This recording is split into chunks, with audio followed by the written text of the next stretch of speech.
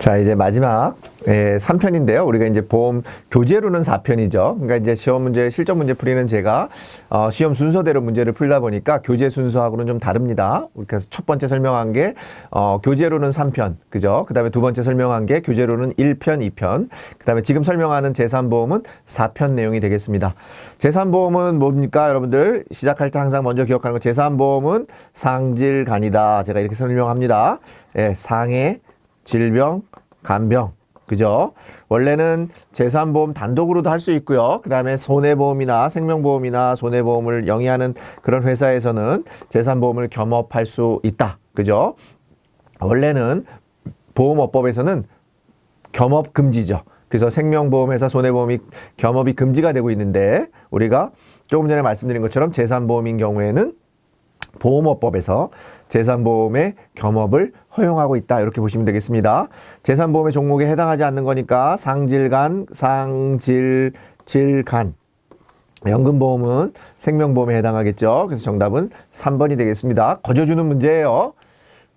손해보험회사가 제3보험의 기본계약으로 운영할 수 없는 거, 우리가 기본계약이라고 하는 게 있고요, 특약이라고 하는 게 있죠. 그죠? 주계약, 특약이 있는데 반드시 손해보험사가 제3보험에 특약으로 운영해야 되는 게 뭐가 있었습니까?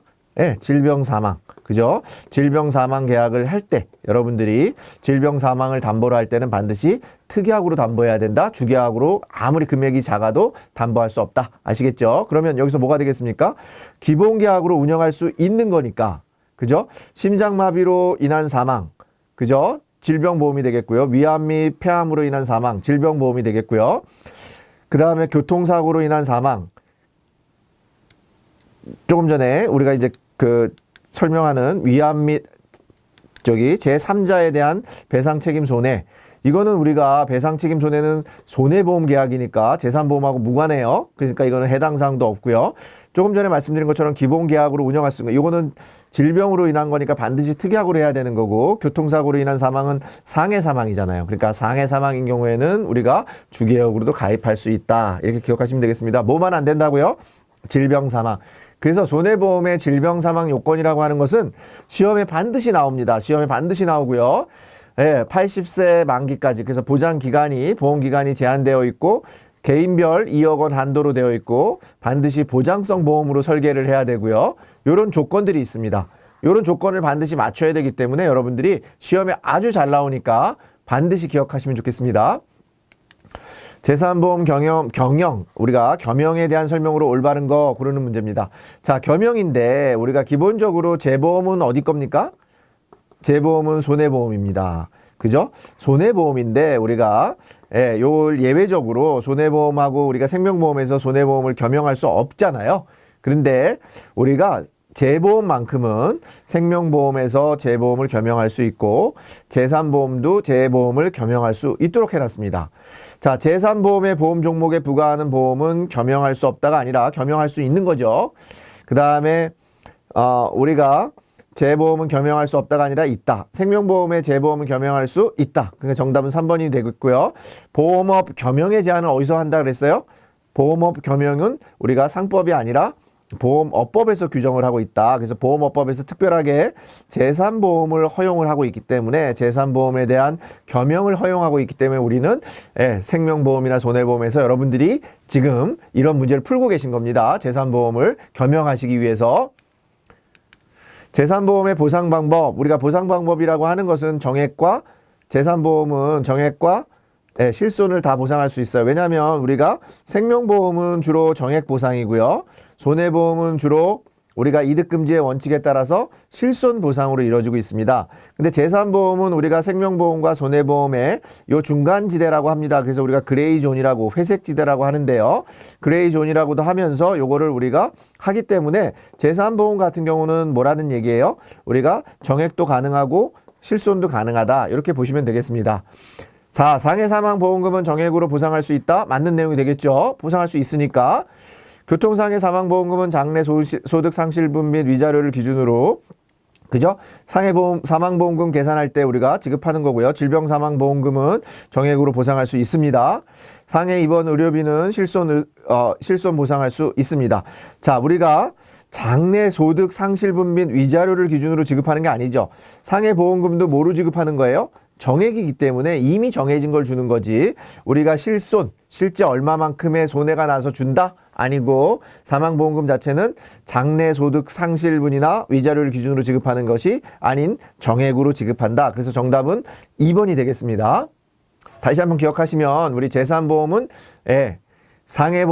재산보험은 생명보험과 손해보험의 성격을 같이 가지고 있기 때문에 정액, 실손 보상의 양쪽 방식을 다 택할 수 있다라고 하는 거 기억하시면 되겠습니다. 자, 우리 38번 문제입니다. 손해보험회사의 질병사망담보 아까 앞서서 제가 설명드렸던 거죠. 80세 만기 개인당 2억 원 한도 보장성 보험으로 되어야 된다. 반드시 특약으로 부과가 돼야 된다 그랬습니다. 주계약으로는 질병사망담보를 할 수 없다. 그죠? 자, 우리 기억하시면 특약으로 해야 되고 80세 만기고 2억 원입니다. 근데 여기 보시면 2억 원까지는 맞는데 요 뒤에 숨겨놨어요. 기본 계약으로도 영위할 수 있다가 아니라 반드시 질병사망 담보는 질병사망 보장은 손해보험인 경우에는 반드시 특약으로만 가입할 수 있습니다. 그래서 정답은 2번이 되겠습니다. 39번 문제입니다. 상해보험의 특징에 대한 설명으로 올바른 거. 자, 올바른 거, 맞는 거 고르는 문제입니다. 단체보험의 경우에도 반드시 맞는 게 아니라 단체보험의 경우에는 우리가 타인의 사망을 보장하는 경우에도 서면 동의를 생략할 수 있다. 이렇게 돼 있으니까 틀린 내용이 되겠고요. 보험계약자는 보험수익자를 지정할 권한이 당연히 있죠. 계약자가 수익자를 정하는 겁니다. 보험수익자 사망 시에는 보험수익자 변경이 가능하겠죠. 보험수익자는 보험계약자를 변경할 수 보험수익자가 어떻게 보험계약자를 변경할 수 있겠습니까? 할 수가 없습니다. 그래서 우리 수익자 사망 시에는 당연히 수익자가 죽었으니까 수익자를 변경해야 되겠죠. 변경이 돼야 우리가 수익자 다시 지정할 수 있습니다. 계약자가 죽으면 계약자나 피보험자가 죽으면 우리가 계약이 소멸되겠죠. 계약자가 죽으면 보험료를 낼 사람이 없어지잖아요. 그죠? 누가 대신해서 내주지 않으면 계약은 소멸될 수밖에 없는 거겠죠. 사무직 근로자 뭐죠? 우리 1급. 그 다음에 항공기 정비사 2급. 그 다음에 영업용 자동차 3급. 그러니까 위험이 높아질수록 급수가 높아지는 거예요. 4급은 없습니다. 자, 1급, 2급, 상급 위험도가 높아져요. 그러면 위험도가 높아지면 뭐까지 높아집니까? 당연히 보험료도 높아지겠죠. 그죠? 같이 비례합니다. 그래서 우리 사무직 근로자는 위험이 가장 낮은 뭐라고요? 1급에 해당합니다. 그래서 정답은 1번이 되겠습니다. 상해보험에서 피보험자의 직업 직무 또는 이렇게 해서 보상하는 손해에 해당되는 경우를 물어보는 겁니다. 자, 우리가 직업 직무 여기 나와 있는 것처럼 동호회 활동으로 면책하는 거죠. 일반적으로 우리가 동호회 활동이나 왜냐하면 그런 것들은 위험한 활동인 것을 알고 하는 거기 때문에 손해보험회사에서 면책을 해줍니다. 근데 우리가 예외적으로 보상하는 경우가 있어요. 그게 뭐냐면 일반적으로 경기, 시운전, 동호회, 선박 승무원의 그 직무상 선박에 탑승하는 경우에는 다 면책 사유입니다. 그러나 시운전 중에서 공용도로상에서 자동차 시운전을 하는 동안 발생한 손해에 대해서는 제외로 이 부분에 대해서는 우리가 상해보험에서 보장해주고 있습니다. 뭐라고요? 공용도로상에서 자동차 시운전을 하는 동안에 발생한 손해에 대해서는 우리가 보상을 해주고 있다. 그래서 정답은 3번이 되겠습니다. 나머지 우리가 앞서서 말씀드린 것처럼 동호회라든지 시운전이라든지 아니면은 경기라든지 그 다음에 아니면 그 선박 승무원이 직무상 선박에 탑승하고 있는 경우에 대해서 왜냐하면 그거는 늘 하는 거기 때문에 거기서 사고 난 것까지 우리가 상해보험에서 해준다 그러면 너무 크겠죠. 그런 경우는 다른 보험을 통해서 우리가 보상을 받고 있습니다. 42번 피보험자가 탑승한 항공기가 행방불명됐어요. 그러면 사망으로 간주되는 시기는 언제입니까? 자, 여러분들 이거는 우리가 민법에서 다루고 있는데요. 언제죠? 왜냐하면 우리가 보험금이 나가기 때문에 그렇습니다. 사망보험금을 지급해야 되는데 행방불명이 돼가지고 우리가 살았는지 죽었는지 모르면 사망보험금을 하세월 기다려야 되잖아요. 그렇기 때문에 그런 부분들은 안 되겠죠. 그래서 우리가 행방불명, 이렇게 항공기라든지 우리가 어떻게 할 수 없는 부분들, 항공기가 사고가 나서 행방불명된 경우에는 가족관계등록부의 사망으로 기재된 사망 연원일을 기준으로 사망한 것으로 보고 사망보험금을 지급할 수 있다. 이렇게 되어 있습니다. 기간 아니고요. 뭐라고요? 우리 가족관계등록부에 사망으로 기재된 사망 연월일, 이게 우리 사망일이 되겠다. 이렇게 보시면 되겠습니다. 43번 치료 한시적인 장애가 5년 이상 후유장애 지급률은 뭐라고요? 우리 이거는 이렇게 외우시면 되겠습니다. 한시 5이 예, 한시적인 장애가 발생을 했을 때 예, 우리가 여기서 나와 있는 것처럼 5년 이상일 때는 20%의 후유장애 지급률을 적용한다. 그래서 정답은 20% 이렇게 외우시면 됩니다. 한시 오이 이렇게 외우시면 편하죠. 한시적인 장애가 나왔을 때 5년 이상인 경우에는 우리가 후유장애 지급률은 20%다. 한시 오이. 정답은 2번이 되겠습니다. 자, 44번 문제입니다. 2021년 7월 출시한 우리 4세대 실손이라고 하죠. 4세대 실손 의료보험, 실비보험이 되겠습니다. 재가입 주기, 개인 실손 같은 경우에 재가입 주기는 5년입니다. 그죠? 그 다음에 노후나 우리가 유병력자 같은 경우는 우리가 3년이 되겠습니다. 보험료는 매년 우리가 이제 매년 재가입이 되지만 우리가 여기 나와 있는 것처럼 재가입 주기는 개인 실손 같은 경우에는 5년, 노후나 우리 유병력자 실손 의료보험 같은 경우에는 3년. 그래서 정답은 2번이 되겠습니다. 5년 후 재가입해야 되고요. 보험료는 1년마다 갱신합니다. 근데 전체적으로 재가입하는 기간이 매년이 아니라 5년 후에 재가입한다. 대신에 노후나 유병력자 실손 의료보험 같은 경우에는 3년마다 재가입한다. 같이 기억하시면 되겠습니다. 45번 휴일 교통상해 보험에서 보험회사의 책임 종료, 책임 종기는 늘 뭐죠? 시작은 0시에서 시작해서 끝날 때는 24시. 이렇게 기억하시면 반 이상은 맞습니다. 특별하게 정해지지 않는 경우에 대해서는 우리가 휴일 교통상해 보험에서 책임 종기, 책임을 끝나는, 우리가 책임이 끝나는 시기는 그날 24시가 되겠습니다. 뺑소니 무보험 자동차 상해보험에서 보상하는 손해에 대한 설명으로 맞지 않은 거 고르는 겁니다. 맞지 않는 거 고르는 문제입니다. 뺑소니 무보험차. 우리가 뺑소니나 보험차에 상해를 들지 않았어요. 그죠? 그런데 우리가 일반적으로 이런 경우에 대해서는 우리가 기본적으로는 보상을 해주죠. 여러분들, 왜냐면 자동차 이렇게 뺑소니가 났는데 내가 사고를 당했어요. 그래서 큰 사고가 났는데 이런 경우에 대해서 우리가 보상을 못 받는다라고 하면은 문제가 발생할 수 있잖아요. 그죠? 그래서 우리가 앞서서 설명드린 자동차 보험에서 설명드린 것처럼 자동차 배상 보상 사업에 의해서 우리가 이런 일들을 처리를 해주고 있는데 이럴 때 우리가 영업 목적으로 발생한 그런 운전 사고에 대해서는 보상해주지 않습니다. 자, 영업 목적을 포함하는 경우가 아니라 영업 목적을 제외하고 우리가 자동차를 운전 중에 뺑소니 사고에 대해서는 우리가 생긴 손해를 보상받습니다. 자, 우리가 통상적으로는 이렇게 무보험 자동차 상해, 뺑소니에서 손해받는 것은 대인 배상 2 기준으로 해서 우리가 보상을 받고 있다. 이런 부분도 같이 기억하시면 좋겠습니다. 다음 중 질병보험의 특성과 가장 거리가 먼 것. 질병보험이라고 하는 것은 우리가 상해보험이라고 하는 것은 우리가 우연해야 되고 급격해야 되고 외래 밖에서 일어나야 돼요.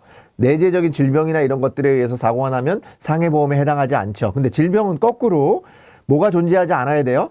질병이라고 하는 것은 밖에서의 어떤 사고가 존재하지 않고 안에서 내재성이 있어야 되는 거죠. 안에서, 내 몸 안에서 뭔가가 발생을 해야 되는 거죠. 물론 옛날에 상해가 나서 그것들 때문에 불편해서 병이 발생할 수는 있겠죠. 그렇지만 일반적으로 외래성이라고 하는 부분은 존재하지 않는다라고 하는 겁니다. 그래서 보상 한도가 당연히 질병보험은 있죠. 무조건 하는 게 아니라. 그 다음에 부담보 조건이라고 하는 것은 여러분들이 암보험 같은 거 가입했을 때 예를 들어서 내가 언제까지는, 예를 들어서 우리가 2년까지는 보장을 안 해주고 3년 이후부터 보장해 줍니다. 이렇게 얘기할 수 있죠. 그래서 이렇게 부담보 조건, 담보상으로 내가 어떤 보장해주지 않는 기간을 정할 수 있다. 그걸 우리가 부담보라고 합니다. 근데 질병보험에서는 이게 가능하죠. 그 다음에 당연히 우리가 암보험 같은 경우에는 바로 보장해주는 게 아니라 여러분들 보험 가입하시면 생명보험 같은 경우는 3일 예를 들어서 90일 이내, 그죠? 우리가 역선택이나 이런 것들을 방지하기 위해서 대기기간, 웨이팅 피리어드라고 하는 걸 설정하죠. 요 기간까지는 우리가 사고가 나도, 그러니까 질병이 발생을 해도 우리가 여러분들이 제대로 보고하지 않고 여러분들이 숨기고 보험에 가입할 수도 있었다라고 하는 그런 것들을 인정해 주기 때문에 대기기간을 설정합니다. 질병보험에서만 존재하는 거예요. 중증 치매는 어디서 보장해 주는 겁니까? 간병보험에서 보장해 주는 거니까 거리가 먼다. 그래서 정답은 2번이 되겠습니다. 네, 48번입니다. 우리 유병력자 실손의료보험 요 문제는요, 좀 어렵습니다. 여러분들 요게 교재에도 나오긴 하지만 내용들이 조금 잘 안 외워지고요. 입에 잘 들어오지 않습니다. 여러분들 반드시 기억할 필요까지는 없지만 시험에 나왔으니까, 요런 문제가 나오면 요 문제밖에 안 나옵니다. 그러니까 여러분들 요 문제를 좀 암기하셔서 같이 그냥 기억하시면 되겠고요. 그래서 실손의료보험의 가입심사 요건에 해당되지 않는 거 고르는 문제인데, 우리가 기본적으로는 3개월간의 입원 소견 필요할 거고 2년간의 입원 수술 7일 이상 치료를 받은 거 필요하고요. 5년간의 암이나 이런 것들에 대한 여부가 필요한데 3개월간 약물, 수면제, 진통, 상시 복용 여부 이런 부분들은 우리가 유병력자 실손의료보험의 가입 심사 요건에 해당하지 않습니다. 그래서 정답은 2번이 되겠습니다. 자, 이거는 조금 전에 말씀드린 것처럼 왜 이거는 심사 요건에 해당하지 않냐 이렇게 잠깐 생각해 보면 여러분들이 문제 푸시는데 어렵습니다. 그래서 그냥 수면제나 진통제 상시 복용 여부는 심사 요건에 해당하지 않는다. 이렇게 기억하시면 좋을 것 같습니다. 수면제, 진통제 상시 복용 여부는 해당 사항이 없다. 이렇게 보시면 좋겠습니다. 49번 암보험에 대한 설명으로 옳지 않은 거 고르는 문제입니다. 자, 질병보험이기 때문에 대표적인 질병보험의 하나죠. 그래서 암보험 같은 경우는 당연히 대기기간을 설정할 수 있고요. 암 치료를 위해 입원 시 암 입원 급여금을 지급할 수 있고요. 암으로 인해 50% 이상 장애 상태 시 사망보험을 지급하는데 50% 너무 작죠. 몇 프로 이상입니까? 80% 이상일 경우에는 사망보험금을 지급합니다. 암 치료를 위한 통원 시 통원 1회당 약정 금액을 당연히 지급할 수 있습니다. 정답은 3번이 되겠습니다. 80% 이상의 장애 상태가 되었을 경우에 암 사망보험금을 지급하고 계약은 소멸하게 되어 있습니다. 아시겠죠? 치매 간병비 지급 기준으로 가장 올바르게 설명한 거, 우리가 치매 간병비라고 하는 것은 치매로 진단이 확정이 되고 일정 기간이 계속되는 경우라고 정의되고 있습니다. 그래서 치매 간병비 지급 기준이라고 하는 것은 치매로 진단만 된 게 아니라 일정 기간이 계속돼야 됩니다. 그래서 진단 플러스 일정 기간 이렇게 여러분들이 기억하시면 좋을 것 같습니다. 뭐 장애가 발생하고 이런 부분이 문제가 아니라 치매로 진단이 확정되고 일정 기간 이상 계속된 경우에 우리는 치매 간병비를 지급할 수 있습니다. 그래서 정답은 2번이 되겠습니다.